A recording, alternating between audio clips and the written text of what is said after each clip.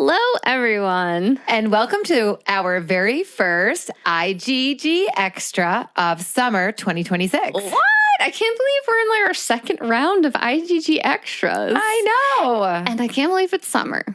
It's so crazy. It's definitely not been feeling 100% like summer for you. I feel like it has for me in certain ways because we just celebrated 4th of July at my house yesterday. We did. And it was like a torrential downpour. That was not the summer vibe. And I feel like you haven't been over and outside in the yard a ton. And of course, the day you're coming over, it's like, let's just open up the skies. And I even packed my embarrassing bathing suit and everything. I was ready, but it's too rainy. It was. And the day before was gorgeous. Like sun was out. We're floating in the pool, Sean, Connor, and I. So I almost wish if we really looked at the weather, we flip-flopped the party days. I know, really. That's probably why most people did fireworks Friday night, because they knew the weather was going to be a little bit iffy. I know. Yes. My neighbor was shooting them off the day before, and we're like watching this amazing show. I'm like, I wonder why they're doing it tonight. Yeah, we learned the hard way why. Yeah, sure did. Well, since our last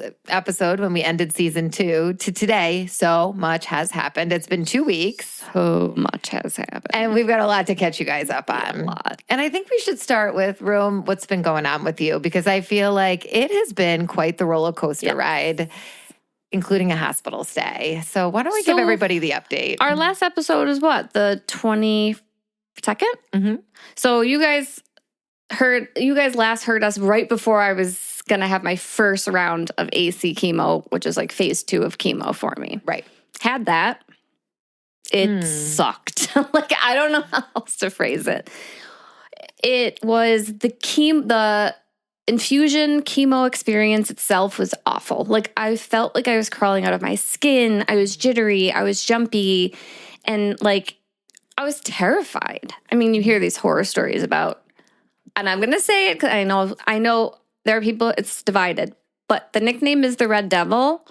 And I'm going to continue to say Red Devil because that's what it feels like.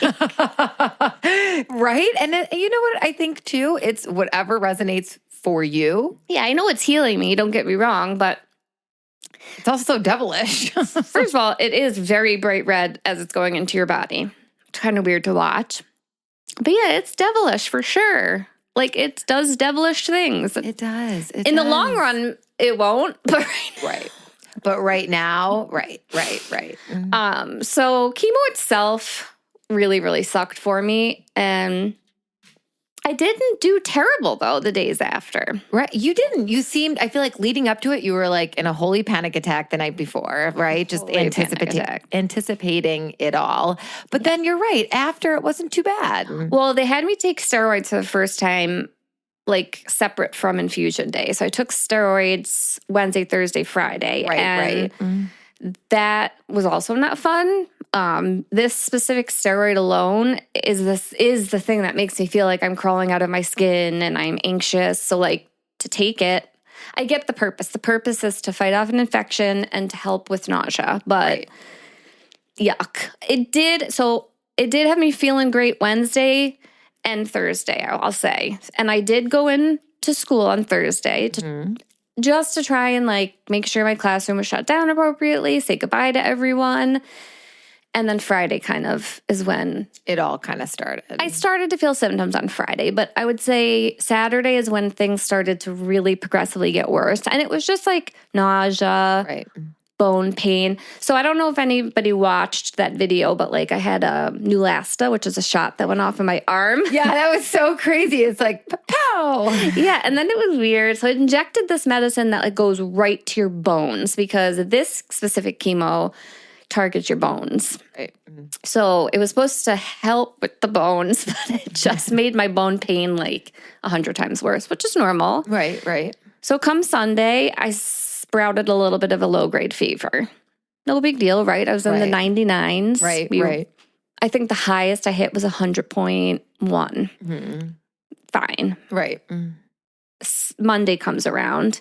I still have a low-grade fever. It's still hovering around 100. So I'm like, I got to call the nurse line or whatever. Yeah.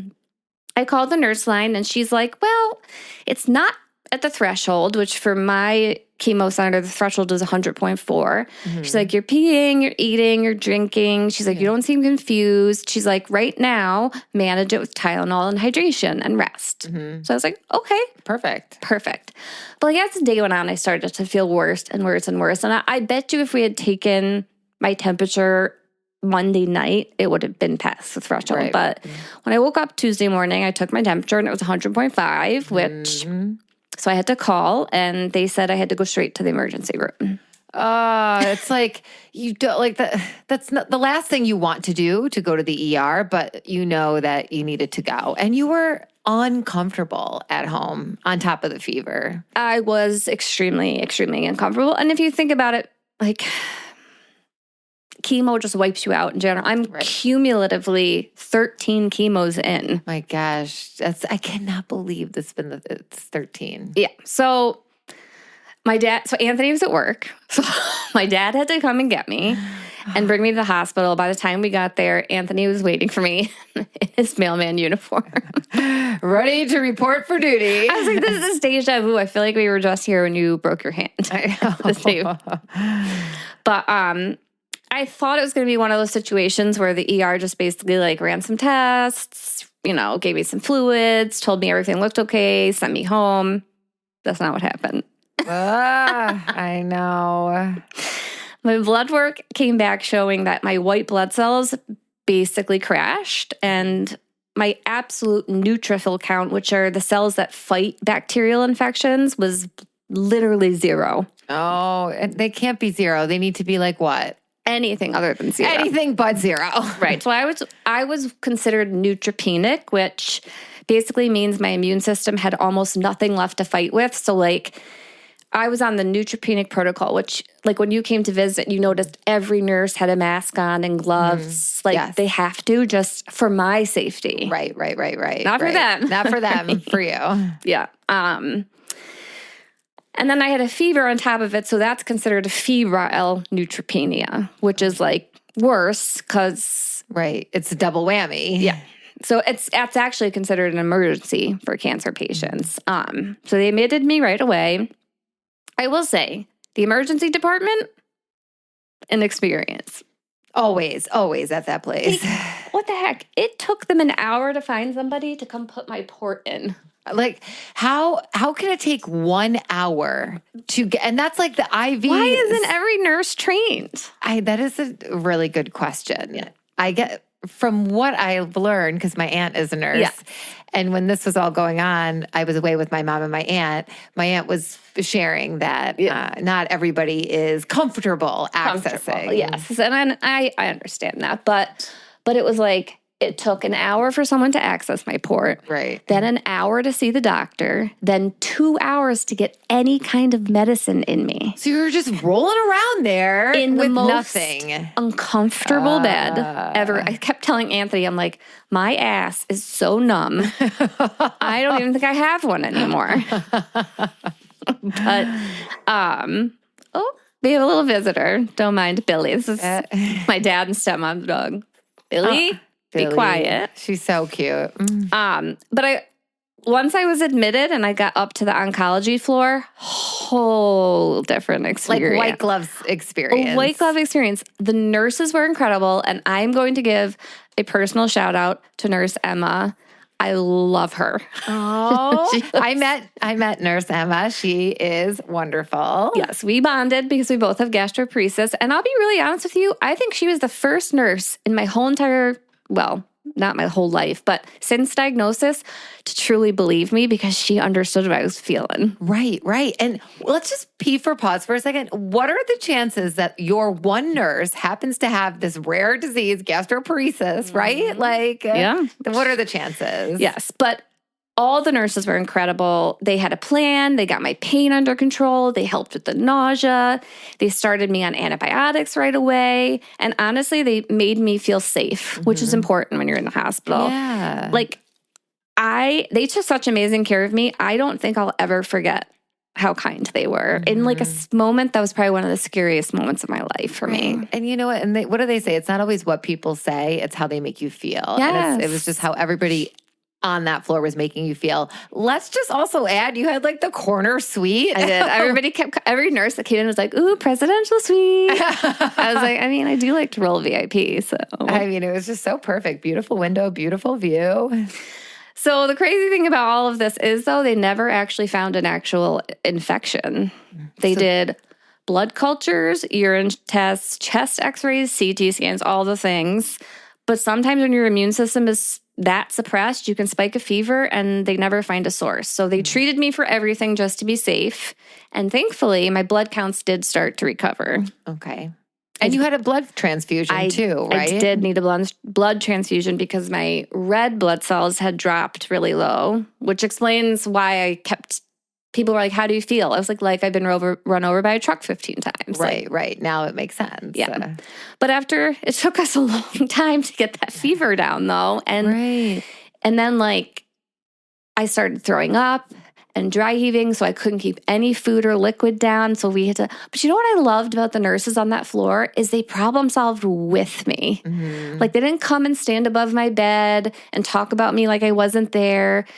They worked it out with me. Like, at one point I said to Emma, I was like, I think I might need more fluids. Like I feel like when the last time you gave me a bag of fluids, I felt good. And she goes, I wonder if I have an idea. She's like, I wonder if I give you fluids and electrolytes, if that would help. So like, as soon as that half of that kicked in, I was like, I'm feeling good. Yes. So we problem solved things together, and it made me feel like I was part of the decision-making process in my hospital stay, which was like... Yes, which is so huge because it's like so much is out of your control. Yes. So to be able to have a little bit of control in the situation is huge, and advocate for yourself and have people listen. Yeah. Checkity check. Yes. And Anthony was with me for so much of the time, and you came to visit me, and Connor came, although I'm so sad he had to see me puke like that. I know. It was like one of those things, though. Even when I got back from my trip and I let Connor know you were in the hospital, and I'm like, I'm going to visit Aunt Room, he was instantly like, can I come? I'm coming. Like, he's just like me. Like, if you're not well, he needs to like get eyes on you and be close to you. Yeah. And I'm like, well, I don't know if kids can come. And that was going to be my excuse if you didn't feel like you were in a state. But Rome, you looked amazing that day. You think you were already in there for like 48 2 days. Hours? I wouldn't have let him come if I looked like not. And I think it was just a freak thing. You were just vomiting. And what did he even say? I forget what he said. Like, Mom, I know what it's like to throw up from gluten. I just didn't want to watch her throw up. Because when I looked over at him, he was like head turned. So he handled it perfectly. He's like, everybody pukes, Mom. It wasn't like anything. Exactly. But actually, it was my mom also came to visit me, which was nice because I was in a really emotional state when my mom came. It's like the universe knows when you need a specific person. Mm-hmm. The universe knew I needed like my mom at that moment. But you and Connor broke me free. I sure did. That was the best because you showed up in the morning. I wake up in the morning, guys, on Thursday morning to a little hospital ferry cleaning my room. Well, I texted you the night before. I'm like, I'm going to come first thing. And I texted Anthony too because I knew he was going to be at work and like stressed that he couldn't be there. Yeah. So I'm like, I'll be there. And you're like, no. Whatever. I'm like, yes. So I arrive and you were sleeping. So I was like quietly doing things. And then just tidying things up, taking care of things, chatting with the nurse. And then I knew she was coming to wake you up anyway to do whatever. But I'm like, morning.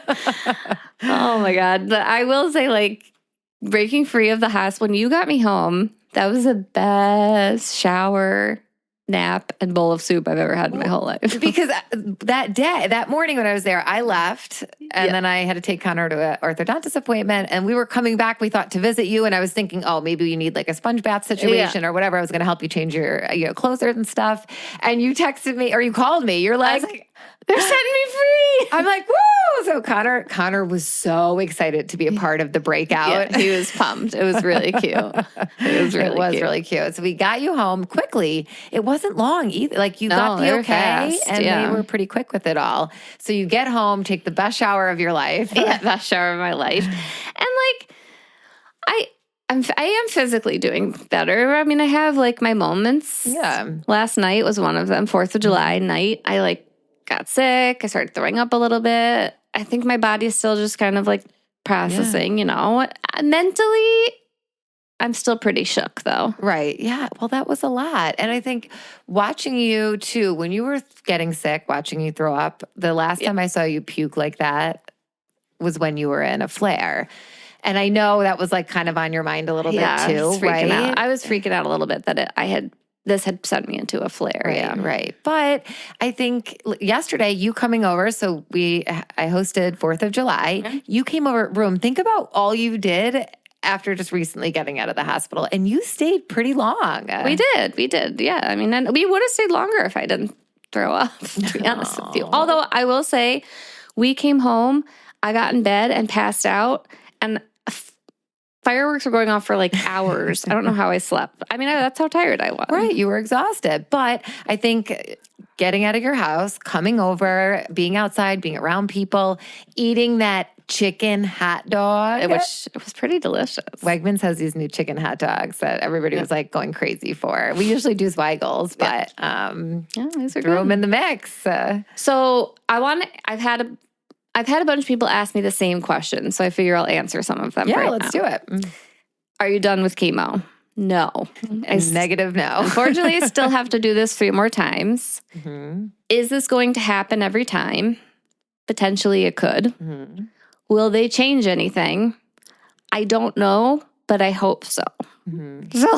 So it's like you don't really have a ton of answers. I'm just as in the dark as everybody else is. I will say it's a little scary thinking that this round of chemo could knock me out, because technically that was like June 23rd. It's July 5th, and I'm still not the greatest. Right. You know what I mean? So like, how much time am I actually going to have between treatments to feel like I have a life? Not to mention, this has instilled almost like that fear we felt during COVID. Like, should I wear a mask? Right. Am I going to get sick? Am I going to catch something? You know what I mean? Because you're immune compromised big time right now. So and of course we went straight from spring to like the depths of hell, and it's like 100 degrees, and wearing a mask outside sounds terrible, but you got to do what feels right, and you got to protect yourself. You know, you really do. You really do. I'll tell you, I think I'm going to be scared for the rest of my life of certain things because of cancer. Right. Yeah. And how could you not, right? This is part of your story now. This is making a huge impact on who you are and how you look at life and the choices that you make from today moving forward, you know? I'll tell you, I do not want to go back to the hospital though. Oh my God. And I had such a sad moment. Did I tell you about my sad moment? When was your sad moment? When they wanted to send me for a CAT scan, and the nurse comes in the room and she's like, "Oh, I'm sorry. We have to do a pregnancy test first." I started crying hysterically. And it was Emma, and I felt so bad. And I was like, "I'm sorry. It's just that before all of this started, we were right in the middle of our IVF journey, and pregnancy tests are just a little triggering because I should be taking a pregnancy test right now." Like, and she had no idea. "Oh my God, I'm so sorry." I'm like, "It's okay. It has nothing to do with you." I was like, you said pregnancy tests, and and I'm emotional, and I feel like I've been fighting tears for days, and Right. all of this is emotional. It is emotional. It is. I'll be really honest with you guys. I cried myself to sleep hard last night. I'm sure. Well, you left my house and I crying, and I just like scooped my arm around you, and we walked you to the car. I walked you to the car crying, tucked you into the front seat. I just want everybody to know that I am a really strong person. I'm so strong, and I know that I'm going to kick cancer in the ass. But I got to be really honest with all of you. You see the smiling, happy Stef, but really I'm the scared Stef. Yeah. I'm scared every second of every day. I know. How could you not be?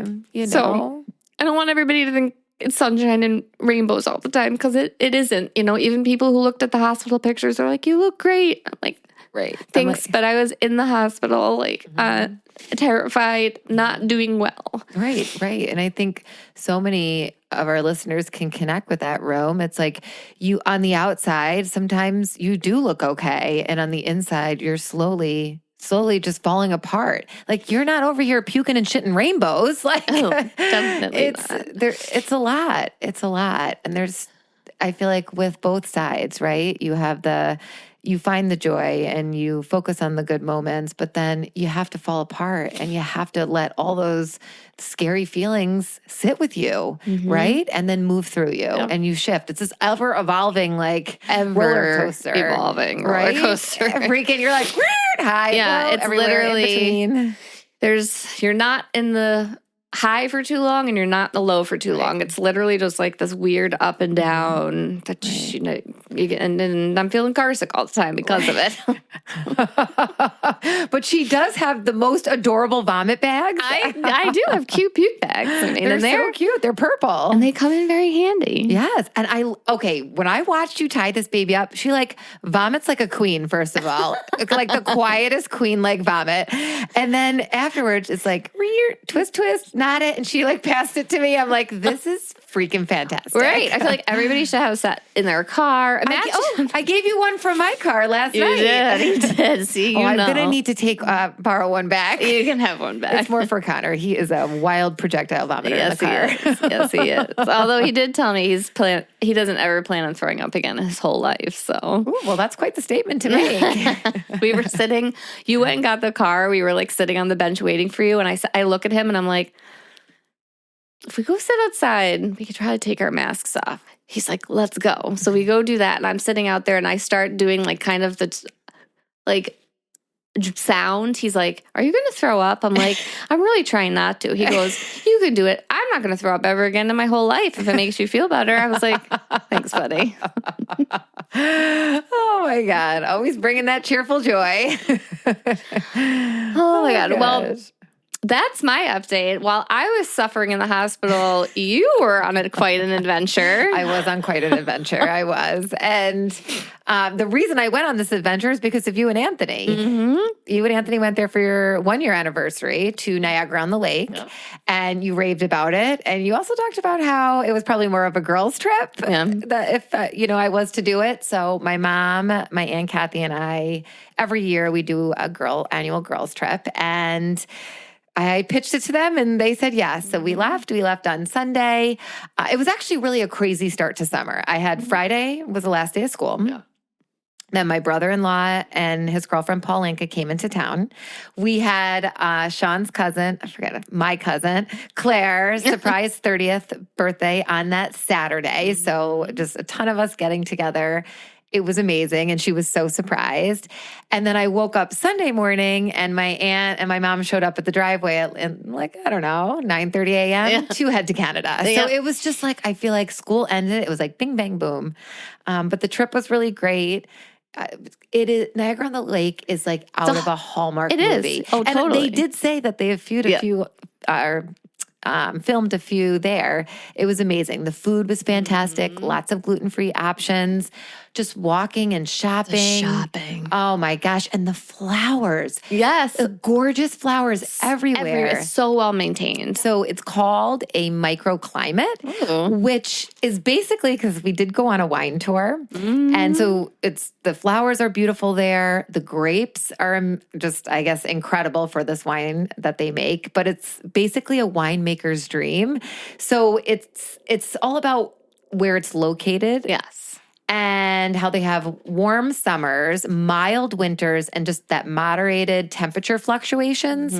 That kind of helps everything grow there, especially those grapes. I got to tell you, I went on the most informative wine tour of my freaking life. I know. I was going to say, we never learn things on wine tours. I feel like any other wine tour you do here in like New York or Finger Lakes, it's like you're really just learning a little bit about the wine, shoot it back, and on to the next. Yeah. They were so detailed and thorough.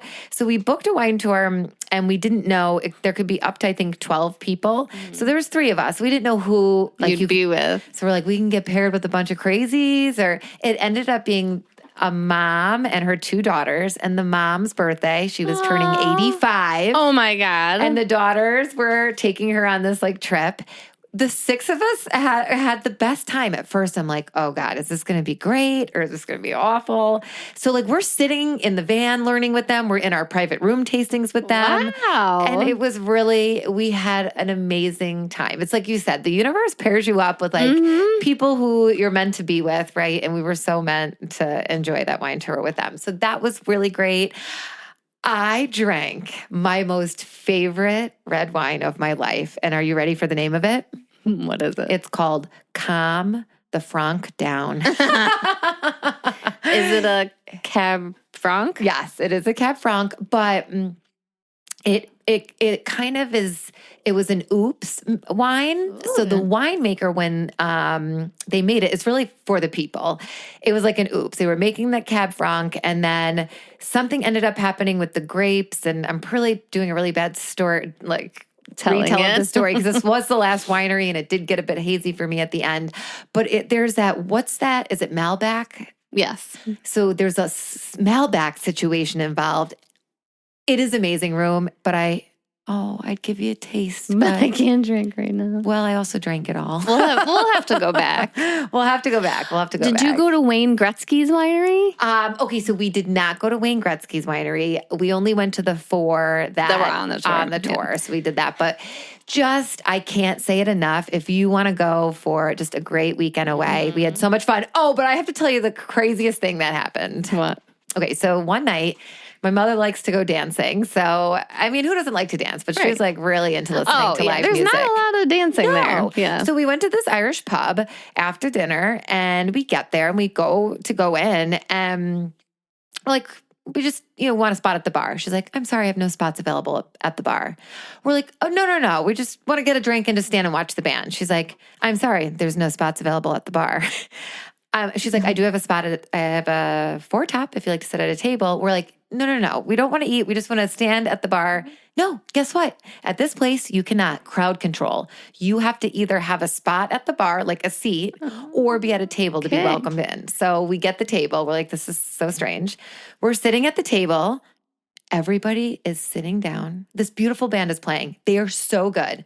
Sitting with their hands folded. I wonder how the band felt about that. I wonder if that's just how it always is there. The more we were thinking about it, I'm like, the waiter comes over, I go, is anybody going to dance? Like, isn't this almost insulting? I mean, Anthony would be a good person to ask this question. He's a musician. Like, when everybody's just kind of sitting stoic, not dancing or moving around. He wouldn't like that. What kind of vibe is that, right? So I know exactly the pub you're talking about, and I remember hearing the history of it. It's supposed to mimic an authentic Irish pub. I don't know that I see people in Ireland just sitting there while I see kilts flying, beer flying. Yes, everybody doing shots. It was just but you want to know what I ended up doing? So we got our drink and we're just dancing in our seat, wiggling. But then a great song came on. So you stood up, didn't you? I did. I was dancing. And I go to the waiter. I go, is anybody going to dance? And he's like, those two over there. You could tell there was Yeah. And so we danced a little bit, but it was just a really different experience. That was like last summer we went to the Beach Boys, and I'm like, is anybody going to stand up and dance? And you were like, me and you are. And we were the only ones in our section for the whole show. Sometimes at just moments like that, and the energy's high and the music is good, you just got to flow with it. Yes. Come on. So that would be my only very odd thing. But it was a really great way to kick off summer. We had the best girls trip, and now we're already brainstorming where we should go next. So, hey, if any of you listeners out there have any ideas for us, we love shopping, drinking, and spas.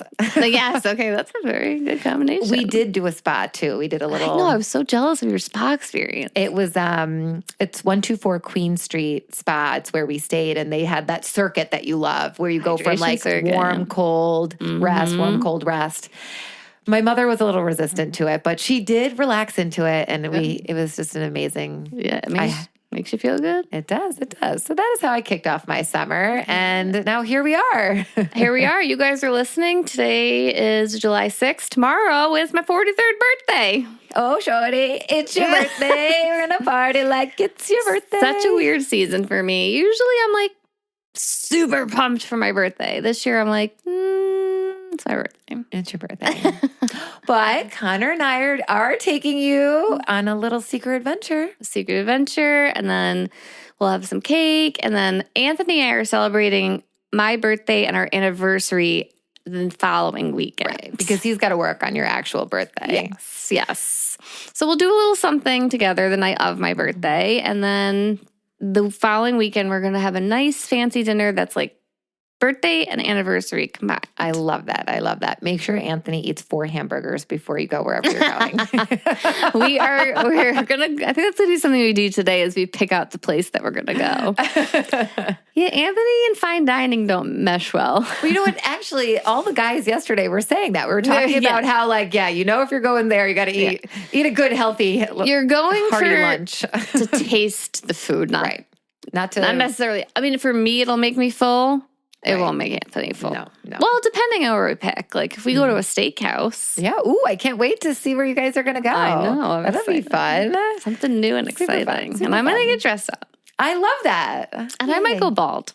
Do it. I was just rubbing her head before we started because I keep looking at her head. She's like, I'm not wearing my head thing. I'm like, don't. You have a great shaped head. So I'm like rubbing her head. I'm like, I have this gigantic like valley at the top of my head that if I was going bald, like there would be a little pond of pool like water if it was like raining on it. Like I have the worst shaped head. You have the best. You rock it ballroom. I've got some good earrings that I need to show off. Yes, do that. Cute little outfit. Yeah, I love it. It's the little things in this journey that you have to get excited about. So that's what we talked about, things you're looking forward to. Mm-hmm. So fun little birthday treats this week, which will be super fun.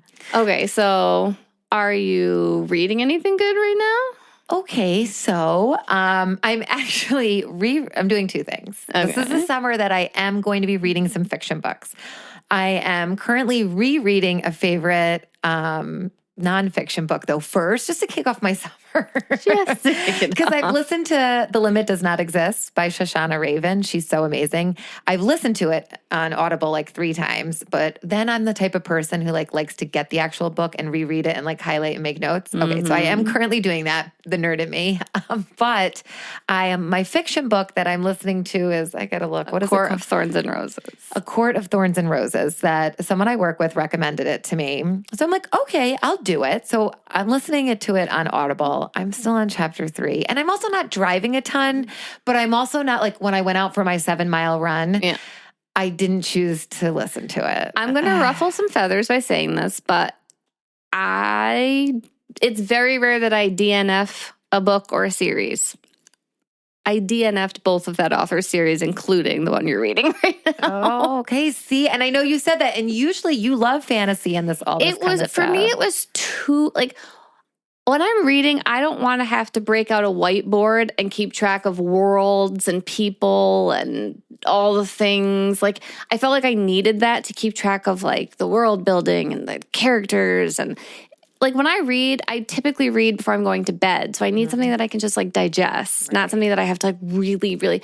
Maybe if I was reading during the day and I had time to think about it, I think I would need to take notes to keep track. I mean, I do, I do like to take notes, but not for a fiction book. I want it to be light, easy, and fun. And this is not a good way for me to kick off my fiction reading. Yeah, I was going to say, it's not light and easy. For most people are obsessed. Our friend Taryn is obsessed. My cousin Janelle is obsessed. I know so many people obsessed with it.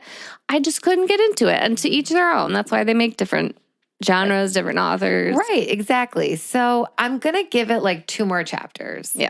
I'm usually not a book quitter either, but I feel like time is limited. And they're thick yes. books. Yeah, this is a lot of hours. I don't even know how many hours it said, but either way, that's what I'm going to do. But I'm going to, oh my gosh, the chapters are okay, are you ready? It says I have 15 hours left. 15 hours? 15 hours and 8 minutes left, and I'm only on chapter 3. So I do think I'm going to pick up that Colleen Hoover book that was just made into a movie. I'm blanking on the name. Me too. Reminders of him? Was it Reminders of Him? I think so. Because you know what? The last time I texted you, yes, Reminders of Him. Mm-hmm. And I said I wanted to, let's read this and go see the movie. And I never did. Missed that. All right. So that's going to be what I'm going to read next. What about you, Rome? What are you reading? I am currently obsessed with the Off Campus series. Okay. I watched Off Campus. I'm at 3 times right now that I've watched it. On the 3rd book of the series. Okay. It is so good. I am flying through them. It takes me about a week to read each book. So I'll be done with the series before you know it. Yay. Now, when are you reading? Do you find yourself reading during the day all the time or mostly more just at night before bed? So fiction books are at night before bed. And then I have a nonfiction book that's a cancer patient wrote that my cousin bought for me that I read like if I'm out and about and I have it with me. Mm-hmm. I'm not a huge day reader, but like once our patio is fully set up, because we've been waiting for our patio to be finished, I think I'll probably be outside reading a lot. Because you can only watch so much. The other day I was like, I have nothing to watch. I found like this one random show, I put it on, and like by the second episode I was like, oh, what is this? Yeah. So sometimes you need to have a new balance, right? Yeah. All right, speaking of shows, any show you're loving right now? Oh my God. Or that you love. We're late to the game, but we're watching Yellow Jackets. Oh, yes. Yep. I'm obsessed. Like right now, I'm literally sitting here. I'm like, I can't wait to watch the next episode. You would hate it. It's so much gore and like fantasy and not for me. But I love it. Yeah, it's good. Oh, well, that's good. What are you watching? Well, everyone who is into Game of Thrones, it's back. Oh my God, it's so good. Like I get excited. Today's Sunday.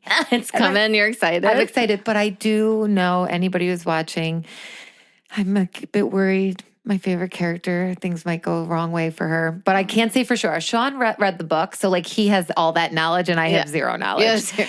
So he's always like, you're not going to like the way this is going to go. I'm like, don't say that to me. Oh my God, he gives you the heads up. He does. But honestly, I love that show. And that's not anything I think I would ever watch if it wasn't for Sean. It was like one of those that we started and he pitched it to me. I was shocked when you told me. Talk about blood and gore. It can get a little gory sometimes. I have to close my eyes. I don't want to have a nightmare. I do. It's true. I don't want to have a nightmare. I do. I get nightmares very easily. Oh my God, that's so funny. I do too, but I guess I don't remember them. Yeah. So like if it had to do with a show, I don't know. I mean, everybody's different. Yeah. Everybody's different. I used to. Remember when oh my God, guys, back in the day, man, I used to be scared of everything. One time, I was so scared after watching a Law & Order SVU episode, I locked myself in my closet and I called Lauren, and it was almost the middle of the night. It was late. And Sean had to come pick me up and bring me back to their house so I could have a sleepover on their futon. Because she was afraid to stay by herself? Yep. I was like, there's definitely someone upstairs, guys. Someone come get me. I made Sean go check. Oh my God, and your house was big. That was that house on Barrington, it was an apartment. Right? It was humongous. It was so big, and with so many cracks and crevices. Oh, it was kind of creepy. It was. You needed to be picked up. We ended up having a fun sleepover. We did have a fun sleepover. But yeah, so I'm not afraid like that anymore, which is good because then there'd be literally nothing for me to watch. Yes. With Anthony, at least. Right. That's true. Other than the hospital stint, I think we're doing pretty good for the start of summer. Yeah, I think so too. I think kicking off pretty strong. And, just here we go. We got to soak in the summer of 2026. Yes, as much as we possibly can. As much as we can. We got a lot to look forward to. You have your birthday this week, a fun special dinner. Our anniversary. Your anniversary. Oh my gosh, time is flying. Year 2 already. Crazy. Time flies when you're having fun. Time flies when you're having fun. And hey, next week I'm running the Boilermaker. Yes. Yep. So send me all next Sunday. It's your anniversary. It's Sunday. The 12th. Yeah. On the 12th, I will be running 9 miles in Utica, New York. Please say a prayer for me. I'm really not very prepared for this race. But I do know how powerful my mindset is. And I know that if I can run it in my mind, I can run it then. And there's treats during this race. Yes, this is the one I told you guys about. Popsicles, oranges. I'll take a band. Or you can dance. You don't have to have a table. Exactly. I'm going to dance on a table to show those people at the Irish pub that day what it's really like. All right. Well, that felt good to come back with our first IGG Extra summer update for our y'all. Little summer update. All right. Well, as we close up, of course, if you are loving the podcast, the best way to show it is by leaving a 5-star rating and a few kind words. It helps us to keep growing and reaching others who need to hear they're not alone. And be sure to join our email list. The link to sign up is in the show notes or in our bio on any of our social media platforms. Being a part of our email list is the best way to stay up to date on new episodes, special guests, recipes, book recs, and so much more. You can also connect with us anytime on Instagram, YouTube, TikTok, or Facebook. Just search I've Got Guts Podcast or email us directly at I'veGotGutsPodcast@gmail.com. Thank you so much for being here and for being part of this community. We're so grateful for you. Keep going. Keep growing. And always remember, you've got guts.